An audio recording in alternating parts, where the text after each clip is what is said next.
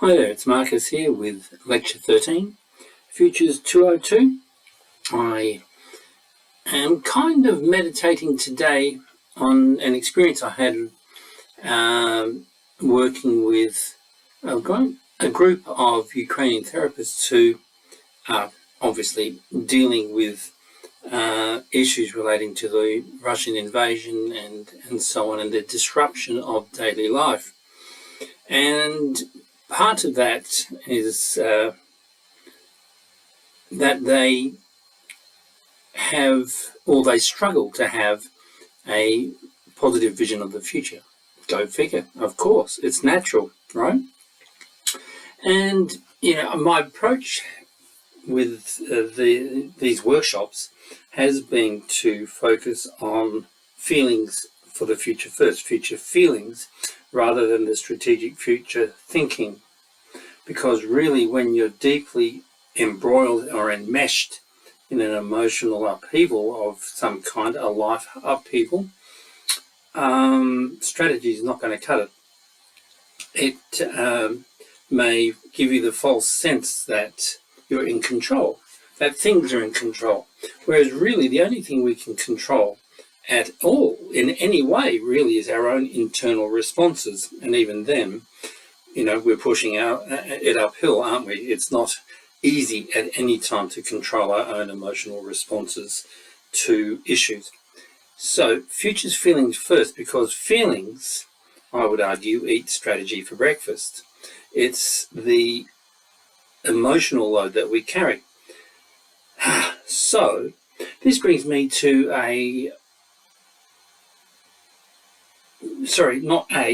the task of Futures listening and curating a sacred space, a Futures sanctuary, a sanctuary within which, despite all that's going on around us, we can find some level of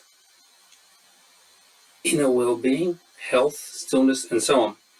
So what I've done is I've cobbled together various slides from a couple of the talks that I've given in the Ukraine situation, removed largely the Ukrainian reference stuff, because this is more for a general audience, it's not for a specific audience. And of course, I'm not going to go too much into the Ukrainian stuff, because that would be a breach, an ethical breach of, trust. So all of that being said, I'm going to breathe out and switch to the desktop, and we will continue. And I'm doing a fair bit of breathing here, because really, when I am really challenged to put my own way of seeing the world into a space where other people can really engage with it, especially when they are dealing with so much that makes life seem impossible, painful, it really does force me to question the viability of what I'm doing. But what happened over the time with these beautiful, beautiful souls was that I became more and more convinced that Futures listening is the way to go. Now, some of these slides, like this one and the next one, you've seen before. So first of all, it is always, if you're listening to the future, you have to ask yourself, well, what's calling me? What calls me into the world? The future, if we're listening, is calling to us, right? I have to say that, we could make the same argument that the past is calling to us. Reconciliation, for instance, reconciliation between white Australians and Indigenous Australians is a good example. But, reconciliation with Indigenous peoples anywhere on the planet, reconciliation with the colonised, reconciliation with the enslaved or the exploited, recognition with nature and many contexts, of course, as well. So then the past calls, are we listening? Future calls, are we listening? That's the question I want to engage with. So, even as the world seems to enter into a dark period of violence and shame, terror, and so on, I feel a counter-surge. Do you feel this? I suspect that many of you here do. We're called to resist, but perhaps also to transform. Gatherings like the one that we're a part of right now are significant as they generate sites to explore what it is that calls us into the world. I would argue ultimately that the Spirit calls us, and its voice has many dimensions, past, present, futures, but also the subcategories of that I gave you when I was reflecting on, well, what's calling? In a colonial space like Australia, certain things that are undeniable transgressions of human value are calling for us to reconcile, but also for us to acknowledge impossible debts that we cannot ever repay, and so on. So then some of us are called to heal, for instance. Others are to fight, others to organise, others to love, others to regenerate, others to pray and meditate, others to sing, others to reframe, think, care, nurture, and remember. Okay, these are all things that we're called to do, and of course we might be called to do a number of them simultaneously. It's not one size fits all or anything like that, but these are ways to think about what calls us into the world. And of course you know that I'm drawing on things like the spiritual archetypes that Warren Ziegler gives us, and so on. There are many insightful processes and practices and also templates for understanding what is calling, how does the Spirit call to us, for instance. But we can apply it to many other spaces as well. So I want to now then switch lens and say, okay, given we've got all of that in our back pocket, and I'm pretty sure that those of you listening to this lecture have and have travelled with me so far, are pretty much up to speed with those things. But I wanted to make it very clear. The future is a tool of control. Whoever can dictate and determine how the future is perceived, understood, what it is that we aspire for, they have control over the future. The future is no longer an absolutely empty space, if it ever was. It is a colonised space, but it is also a contested space. My idea of the future is not necessarily the same as yours, and so on. So that's point one. Next point. The future also is a tool for resistance, okay? We can resist the futures that are presented to us as given, but usually by elite vested interest groups and so on, okay? So then it's important to recognise, especially in the context like the Ukraine, but I think anywhere, is that the future can also be stolen.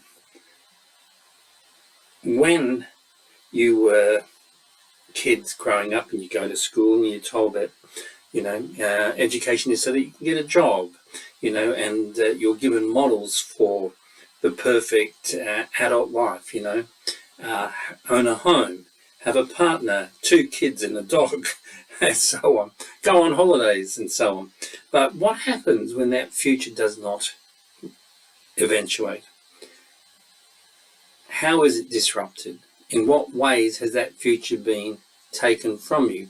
Maybe you realise that it was just a romantic dream, that in fact you were living somebody else's story. But there's also, the possibility that in situations where you expected certain things from life that they didn't eventuate because of economic circumstances, social circumstances, political circumstances, like war and so on. So we need to understand that the future can be stolen. With that, we need to turn to then, well, what is this thing of future sanctuaries that Marcus has been rabbiting on about for a few weeks now? Future sanctuaries are safe spaces within which we can dream. They are safe spaces within which we can also breathe, de-stress, slow down, think, meditate. My workshop around the secret garden, for instance, is a way of curating future sanctuary. There's quite a few little examples of processes that I'm going to give you in this lecture that touch on that, because I was building futures sanctuaries methods for the Ukrainian folk that I've been working with, and I'm going to share those with you. Within a sanctuary, you can also perform rituals. Sacred spaces are made sacred by what we do. The future is an invitation to re-enchant the world around us, to resist the degradation of the world, the reduction of the world to economic reasons, to utilitarian pressures. Got to just get through the day, got to get through the week, got to get the kids to school, got the dog to the vet, got to make dinner, got to wash the dishes. That's all important stuff, but it can totally obliterate the magic, the enchanting qualities of living a life worth living. So our friends in the future then, that help build futures for us, one is community. Obviously fun and play are important, and you often can engage in that much better when you're in community, but also I would argue time in nature. And I've asked this question of you before, but I'm bringing it up again now. This is the second last lecture in this series, so it's about time we start looking over our shoulder as well. Whose story are we living? And that's something that I think at any point in our lives we can be asking that question, because stories that we inherit and inhabit, we live them for sure, are often stories that unconsciously colonize our imaginations and our spirit. They weigh us down. And of course, the day-to-day, the dishwashing, the day-to-day stuff, numbs us. It goes beyond just the functionality. It actually gets inside us, and where we cease to entertain more, you might say, ecstatic, magical visions of the world around us. We give up, we give in, we get through the day. We have a laugh with some friends, we hug our kids, we walk the dog, and have a nice cup of coffee with our partner or whatever it is. But that seems to be the be-all and end-all. Until there's holiday. Yes, Christmas is coming, isn't it? Yes, exciting. But it misses something, doesn't it? So we need to ask and constantly re-engage with that question, whose story are we living? So then, futures imaginaries. An imaginary is a space in which possibility can play. Okay? When we start engaging imagination, especially, of course, linking it to actions, imagination activism becomes key to freeing ourselves and to re-enchanting the world. So here's a lovely little story. I got this from the latest November issue of National Geographic, actually, and I was totally taken by it because it is an absolutely stunning image. There you have a mother and a daughter in Dhaka, okay? What are they doing? Well, the daughter, who's the small young girl on the right, was given a project to do in school. It was to go into nature and do something fun. The daughter comes home and says, "Mum, I'm supposed to go into nature, but look at what Dhaka's like. One of the most urbanized, cramped spaces on the planet." Mum thinks, and she gets a brilliant idea. She says, I know what to do. We're going to have a picnic. And she pulls out from somewhere a classic Indian, Bengali, Bangladesh type of blanket with a scene on it of a North American, Canadian, or whatever it is, mountain scene. And she hangs it up and she says, let's have a picnic in front of this. So she creates a sacred space with simple imagination. That is imagination activism. The daughter was grinning all over. I read the little article on it. The photograph is by Mithal Chowdhury, okay, who's a photographer based in Dhaka. There is no link. I might be able to find the link. I had to go online to find it, but it's in the November issue of National Geographic 2025. But I found this one online so I could get the highest quality resolution I could. But then I went and forgot to get the link. But if you look up the photographer's name, which is underneath this PowerPoint slide, you will be able to go and explore his other work. He's a really great photographer. So we can make sacred spaces, okay? We've got tools, of course, and I'm listing my memory, foresight, voice, optimism, and yearning there. But then I want to go back to feelings, you know, because to me that's really important. And I've been thinking about Jenny's idea of a yearning or yearning journal. And while as you know, I've been on a short holiday, I took with me a little journaling type book, which I should be waving at you. But it's called Requiem, Invitation and Celebration, and it's a collection of seasonal practices. Here's one page in the book, okay? And what I'm doing is I'm going through the book slowly and patiently, and there are 50 practices. This is practice number 5. You can see it here, right? Number 5. You can see that I'm a vandal when it comes to books. I love writing and drawing into them and so on. And I add to things over time.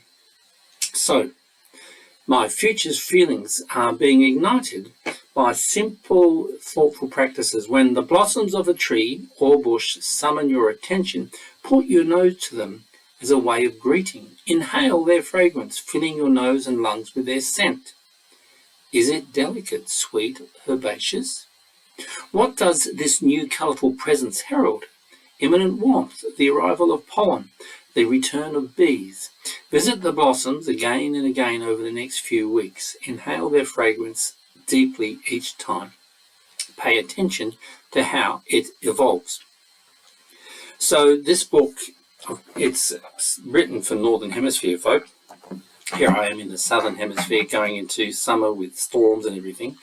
But I'm still playing the game.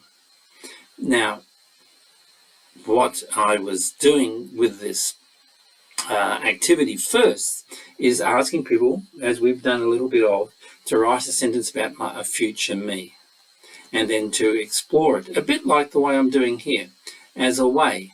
Pollen, I've underlined pollen there because we were on holiday and we went to an island which had just experienced one of its worst storms in remembered history. Many of the most beautiful trees and things were broken and battered and shattered. There was, a lot of devastation there. And one of the things that had happened was that the conifer tree, a beautiful Cook Island pine, had many of its branches shattered. And those branches going into our summer, which of course is the season when many plants obviously propagate, this conifer had these lovely pendulous pollen sacs on the end of its branches. They don't have leaves, do they? They have bar, as they say in Swedish, and needles.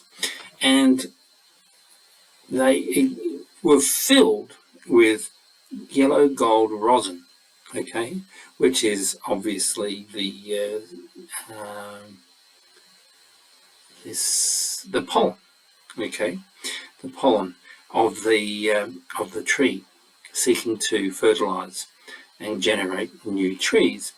So this is me here.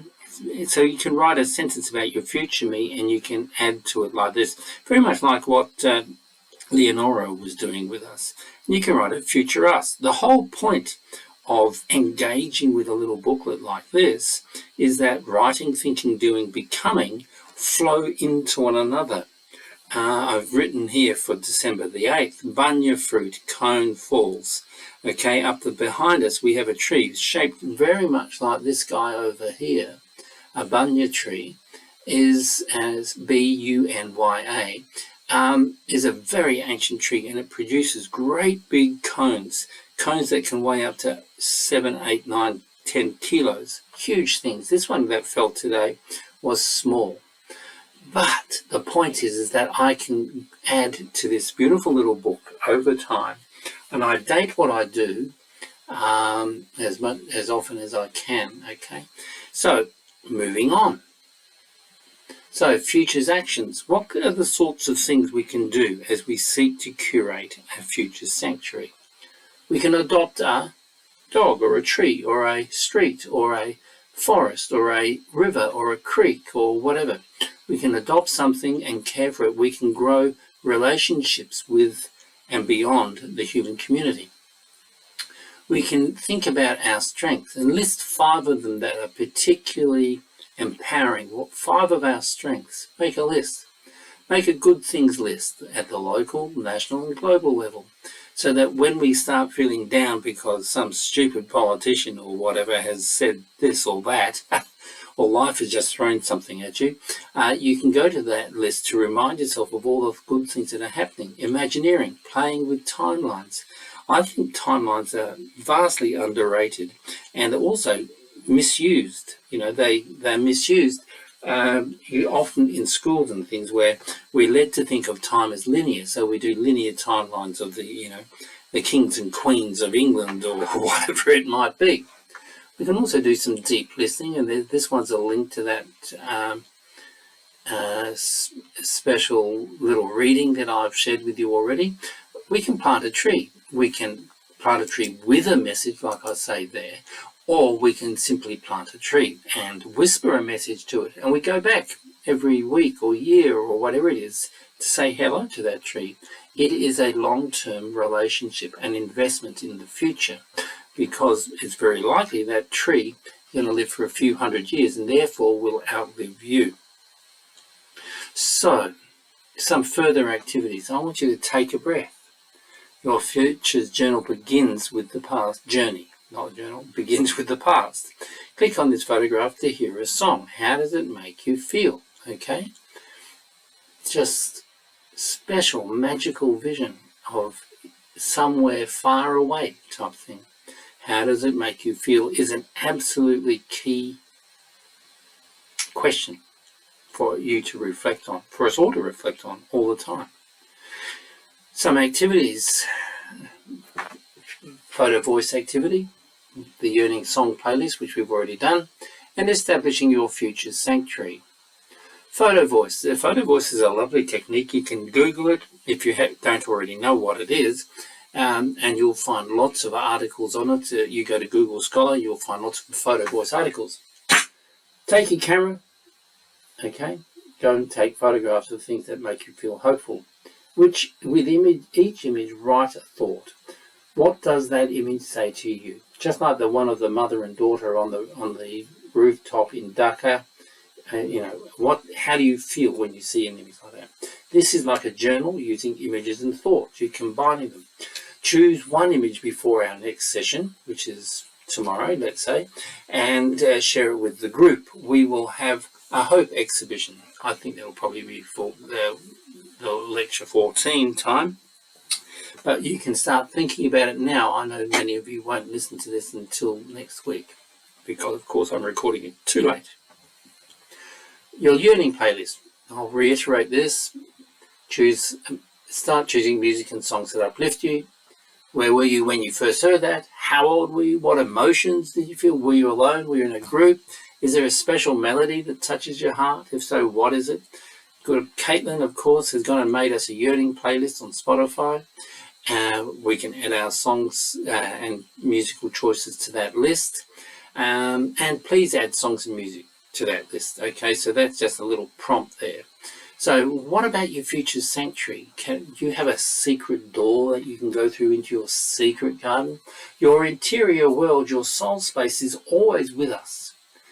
But as we left childhood, most of us were focused into exterior world of business and action. Yet the sanctuary, this future sanctuary, is still with us, waiting for us to return and care for it. But how do we re-enter? The key, stillness, listening, being present. Though the sanctuary is within, it can also be accessed through creating sacred spaces. Sacred spaces, I start always thinking with fire. We've just had a magic supermoon here, and it was an absolute delight to be able to see that moon rise above the horizon, and the atmosphere became still, soft, gentle. Crickets, no storms that night, thankfully, and so on. It was a very meditative, soulful time. So you can make sacred spaces anywhere. They can be in your home, a place for sitting, being still, meditating with a candle, soft piece of music. It can be outside by water, or under a tree, or in a forest, in a mountain. Sometimes sacred space can also be found in a group of like-minded souls. You can have many places where the future sanctuary can be found and entered. This is a special practice. It's a practice that you can generate and develop over time. We are all pilgrims, I think, in life. We are all called to establish our future sanctuary. So as we enter the last slide here, look, here I've never been to Corfu. But since I was a kid, when I read this beautiful book, My Family and Other Animals by Gerard Durrell, I have always yearned to go there. So this is one of my yearning spaces. You look at this place, Corfu, a Mediterranean paradise. God, look at the way I spelled that. What do you feel when you look at this image? Rich futures begin with a warm vision such as this. Then we need to start to make it happen. Starting to make it happen is when you turn from simply the futures feeling to energizing pathways using the futures triangle, CLA, or whatever it might be. And of course, scaffolding it into clear domains. How do we activate memory? How does memory inform foresight? To what extent do we have control over that? In other words, voice. And of course, the more we engage voice, optimism swells and grows. But we can also cultivate optimism through developing and applying, should I say, tools such as the ones I've just talked about here. And finally, of course, me with my yearning to go to Corfu it's something that keeps me on the planet, right? And that's important to understand. Okay. So I'm going to pull out of that, drop that, and switch over to this and say, well, I hope that was interesting. I didn't have time to pull together the final yet, and I thought, given that I've done all that work and thinking on the future sanctuary as an absolutely essential place to start when your futures have been damaged, stolen, degraded, invaded, and so on, that it was worth touching on. So I hope it was useful to you. Look forward to discussing it all with you, and see you all soon. Take care, and thank you so much.